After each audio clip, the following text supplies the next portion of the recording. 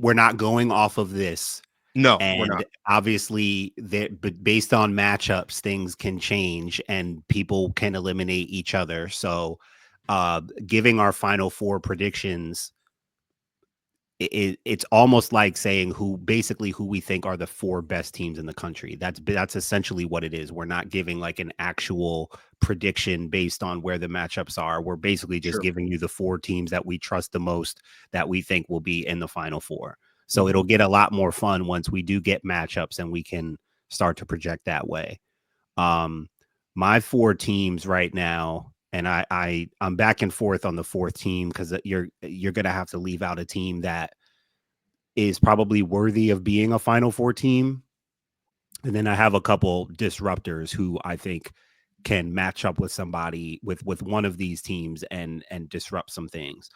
But my four teams are Notre Dame, USC, UCLA, and UConn.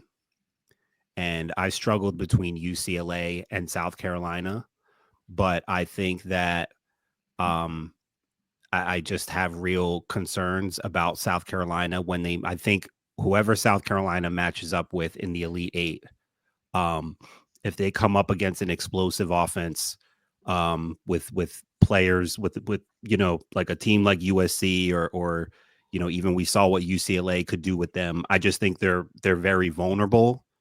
Um, and so I could see South Carolina getting to the Elite Eight. I could see them getting to the Final Four. But having seen what UCLA did to them, I basically gave UCLA the edge for that reason. So I'm going UCLA, USC, UConn, and Notre Dame. It's interesting. I didn't think that our lists would be that different. I thought we'd have one team off. I didn't think it'd be that different. I have I figured we both have Notre Dame. we I I figured we both have Notre Dame. That's really the only team that I felt like we would both for sure have in the Final Four. my final four is UCLA, Notre Dame, South Carolina, and LSU. Um, I am still not sold on USC.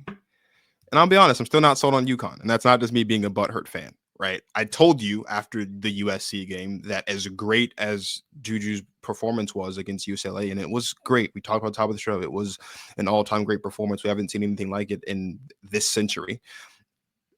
I still have never in my life watching basketball seen a team whose system is to let their best player walk across half court and decide what she's going to do with it, win a championship. It's never happened in my lifetime. Maybe it's happened in yours. I don't know. There's about 10 or In so years. college, not in college, but um Michael Jordan. I'll just say that. Well, we're talking college basketball here. We're not talking. Yeah, that's why I just Oh, started by okay. saying not in You did. college. Okay. I Well, just we're said not it. talking about Baldini, but we're not But talking we about. have seen it in basketball. It We has have, happened. and well, look, they're calling Juju Jordan, so I mean they call her Juju Jordan. So maybe who knows? Maybe she could be the one to do it. I genuinely do have concerns, and I think um for the same reasons why I think that you're concerned about South Carolina are valid. Like if you see UCLA matched up against a team that has a system that works, whether they're more talented than USC or not, USC is liable to get knocked off. And I don't think that I've yet to see, aside from the USC game, but even then there were weaknesses there. I've yet to see a game this season where USC looked like a legitimate championship contender from the beginning to the end. They've had some tight wins. They won a game against Maryland, even though Juju fouled out late. They won the game in December against UConn on the road, which was a big game for them at the time. Obviously, they just beat UCLA. Like they have good wins against good teams. Maybe as the Big Ten tournament comes along, and maybe they start to continue to get on this groove and stay there. Maybe I can change my mind, but right now I'm just having a hard time with it. And for the same reasons for UConn that I mentioned last week, like same thing. I think, again, AZ had a great game. South Carolina did not look like South Carolina at all on Sunday. I don't really know exactly what I watched when I watched that basketball game, but they did not at all look like a basketball team deserving to be on the court on Sunday at all with UConn. It was a god awful performance, but for me, the Final Four it's a lot about what's happening, obviously, right now, but it's also about like trust. And if you're asking me the four teams I trust the most right now, I trust UCLA the most. Like, yes, they lost to USC, and that is a tough loss, but they were undefeated up until that point. That's their only loss in the season. I don't expect them to lose again. And I certainly don't think that they are going to let lightning strike twice next Saturday. I'm not saying that USC won't win that game, but I'm saying I don't think that they're going to allow Juju to go off in that manner. Again, we showed the stats in her games against USC. She's good for, or UCLA, she's good for at least, it seems like 27, 10, 3-3. They're going to do something different, right? The great teams and the great coaches figure out a way to do something different, especially when you're going to see this team again in such a short turnaround. I don't think it's going to happen again. I trust UCLA a lot. I have to trust Notre Dame for all the reasons that we've talked about over the course of the season. And I have to trust South Carolina because even though they haven't looked as great as they maybe people expected them to look, they are still the defending national champions. They are still coached by the best in the business in Dawn Staley, and they do still have talented players on this roster who have championship pedigree.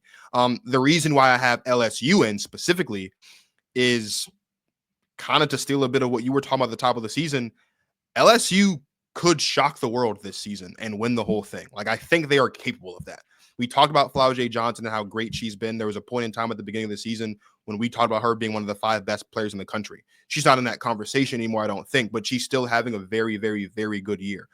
Same thing for Michaela Williams, and Anissa Morrow continues to be great. She's picking up right where she left off last season. I believe she is leading the SEC in double doubles again. She's leading the country in double doubles, I think, again, and I think she's the front runner for SEC Player of the Year. And if there's anyone not named Michaela Bliggs who can win the award, it would be her. I like what I've seen from LSU and a little bit that I've seen from them. And again, being a team coached by someone in Kim Mulkey who has the experience, for what it's worth, also, like, they were one of the last teams to be undefeated this year. Like, I think they can be one of the last 4 standing. And I certainly trust them more than I trust a UConn or a USC.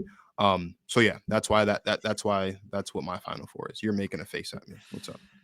When you say trust with LSU, man, I don't know. I don't know. LSU is basically the same as USC. They're doing it with their talent, in my opinion. I love the LSU big 3, Michaela, Flau'jae, and Anissa. I have them as one of my 2 disruptors, but I think my other disruptor team is who you really, if you're talking about wins and trust and all that, I would probably take Texas over LSU. If you're talking about trust and wins, and Texas is looking like a legit disruptor. And I have them down. I have South Carolina, Texas, and LSU, 3 SEC teams as disruptors. Like I said, I was back and forth between UCLA and South Carolina. I wouldn't be surprised to see South Carolina get to the Final Four, but I guess that's like, it's going to be a hot take to say that you don't have UCLA in the Final Four or South Carolina. I am surprised that you would say you trust an LSU over a UConn. Maybe you're still bitter about the loss, but no, UConn's win, the way UConn just beat South Carolina. And a quick thing on South Carolina too, Dawn said herself that she feels like it has something to do with nothing to do with basketball. And I'm sure she'll investigate and get to the bottom of it. Not like anything scandalous or weird, but like right. she said that she felt like it was something non-basketball related having to do with her team, which again, I fully expect her to figure that out come tournament time. But I just see them as a little too vulnerable. And I do so because we talked about concerns with USC and UConn last week. Right after that, they responded with their best wins of the season.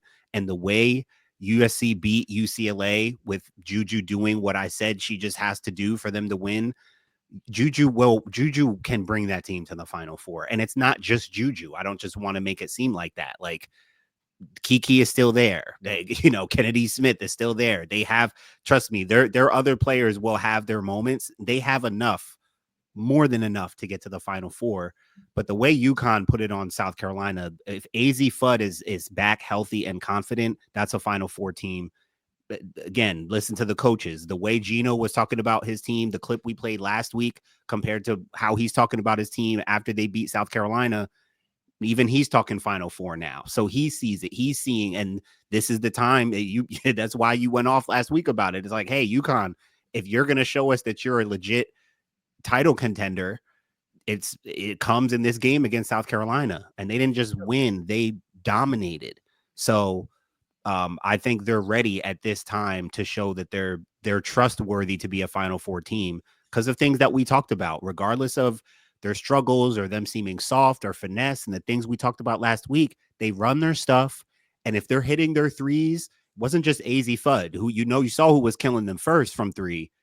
Ashland Shade. They have multiple 3-point shooters, which is one of South Carolina's weaknesses. They don't have the shooting to combat a team that's running their stuff, that's sharp, that's unintimidated, that can hit their threes, and that's legitimately talented. So that's where I think South Carolina is going to get hung up in some of these matchups come the Elite Eight round. And I think UConn and USC are showing us in their own ways that they can get it done. I would love to see LSU and USC go at it because that's just a battle of talent. That's just two teams doing what that would be just two teams doing what they do, all talent, high level shot makers, big time scorers just going at it. That would be a fire matchup. But I'm a little surprised you're throwing around the word trust with LSU with the way they go about their business. They're talented, but I'm not sold on I'm still not sold on their system. Wasn't when they had Haley Van Lith and still isn't today the way they go about their business. I just think for me,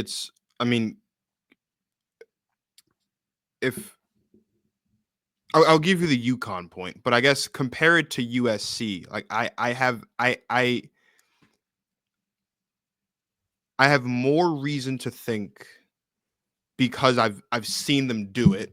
Obviously, the team was different when they did it because Angel Reese was there and she's not anymore. But like I've seen this team, even with the lack of a system, make it this far before, right? I do not think that Juju Watkins carrying USC is going to be sustainable this season. Maybe it'll be sustainable next season when some of these teams look different because they might lose some of their players. But I right now, I feel about USC the way that a lot of people felt about James Harden and the Rockets all those years he was going up against the Warriors. Like, there is no denying the greatness of Juju, just like there was no denying the greatness of James Harden. And there's no denying the lethal scorer that she is, just like there is no denying the lethal scorer that James Harden was at that time. But if they run into a team that is a well-oiled machine, if they run into a team that's better coached, right? In James Harden's case, they also ran into a team that was more talented, right? There aren't many teams in the country that are more talented than USC, but in the matchups where we've seen the talent at least be comparable, whether it's because they actually, another top-heavy team, whether it's because it was a team they lost to Iowa, and they're that's not as talented, like, and they they're lost two to losses. Iowa. And two losses, and they lost to Iowa, and Iowa is not nearly as talented as they are, right? They lost to Notre Dame, and Notre Dame is equally as talented. And if you want to say they're more talented, I won't disagree with you there, especially when you look at who their backcourt tandem is, right? But then you also look at the game against Maryland. Yeah, they won that game. I'm not saying that Maryland is as talented as USC is, but they certainly have a lot of contributors up and down that roster, and they struggled in that game. They were down double digits in that game at one point. You look back at the game against UConn in December. Will I say that UConn's more talented than USC? Probably not. You can say it's probably comparable, but they struggled in that game. They won that game because UConn fell apart at the end.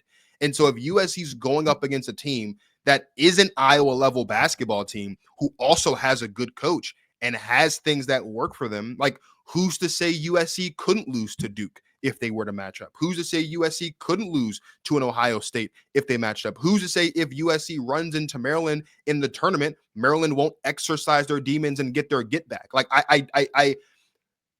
it's great that they're talented, and I'm not going to deny the talent, but just me personally, I feel about USC right now the way that a lot of people felt about James Harden and the Rockets. And that's as talented as James Harden himself was, and as talented as other players on the team were at certain points in time in that run, in that Houston era, it still just wasn't enough when the rubber hit the road. And I don't know if Juju just doing a backpack job is going to be enough when the rubber hits the road. I'm having a hard time with that. And so maybe that's why I'm kind of leaning more LSU, is because I know with them, when the rubber hits the road, it's not just Flaugier, and it's not just Michaela Williams. It's not just Anissa Morrow. And again, not to discredit Kiki Iriafen and all the other players on that team, but it seems like throughout the course of the season, when it's time for people to get going, the only one that's really going is just Juju. Yeah. And just Juju isn't going to win a national championship. Or, as the tweet said that we played on the show that you reacted to last week, maybe she is the GOAT if they win a national championship this season or any season at any point. It's just her doing a backpack job. But that's really what my hesitancy is with USC is they feel a lot like the James Harden Rockets to me right now until they prove otherwise. Yeah, and I think that's fair because LSU has a legit big three, at least with their talent. It's a legit big three. It's different positions. It's different styles. And I have LSU down as a disruptor. I think they can match up with any one of these teams and take them out because they really do have the talent.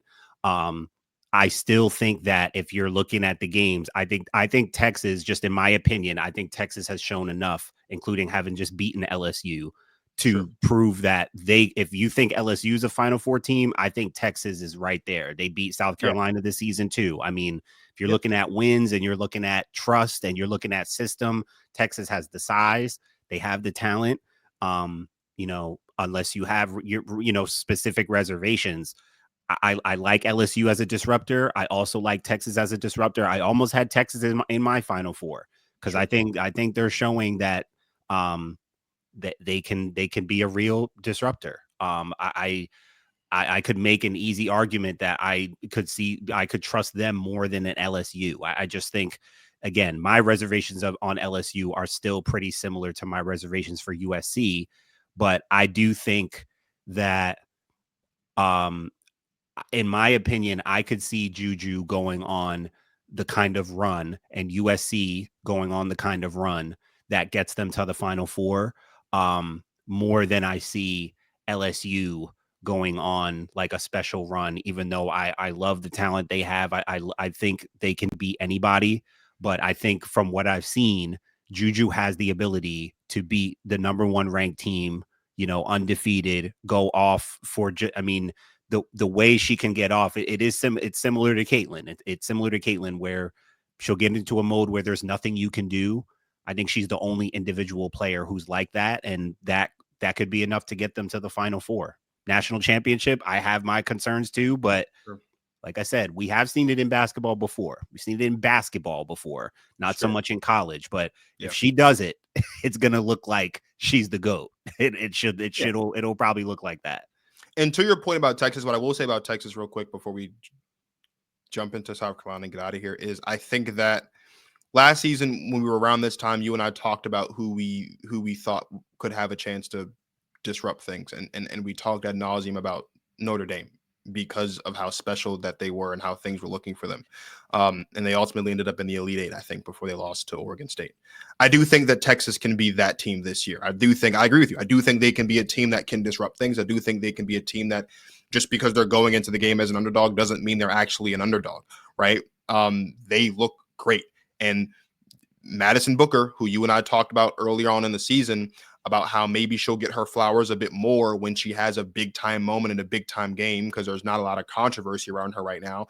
I think Madison Booker's due for that. And I expect her to have several big time moments and big time games in the tournament. And so I won't completely write off the notion that Texas can make the Final Four. I do agree that they can disrupt them.